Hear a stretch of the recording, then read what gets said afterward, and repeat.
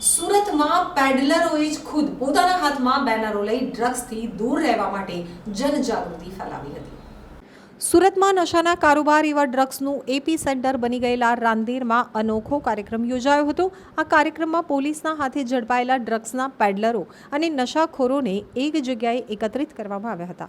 ત્યારબાદ તેમની પાસે ડ્રગ્સ ન લેવાના શપથ લેવડાવવામાં આવ્યા હતા। તો રાંદેર પોલીસ દ્વારા સુરત સિટીમાં no drugs in Surat city અભિયાનને સાથ આપવા માટે ઇસ્લામી જીમખાનામાં પેડલરો સહિતનાને એકઠા કરવામાં આવ્યા હતા। ડ્રગ્સ કેસમાં પકડાયેલા આરોપીઓ દ્વારા જ ડ્રગ્સ જાગૃતિ કરવામાં આવી હતી। આરોપીઓએ હાથમાં બેનરો પોસ્ટરો પકડી નશો નહીં કરવાના શપથ લીધા હતા।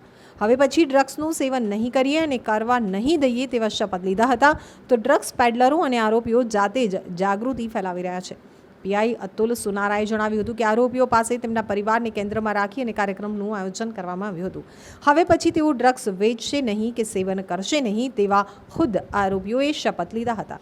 તો ડ્રગ્સની ચુંગાલમાં ફસાયેલા યુવાનોને પણ આ શપથમાં કાર્યક્રમમાં સામેલ કરાયા હતા। સમગ્ર કાર્યક્રમમાં રિહેબિલિટેશન સેન્ટરના અધિકારીઓની પણ મદદ લેવાઈ હતી।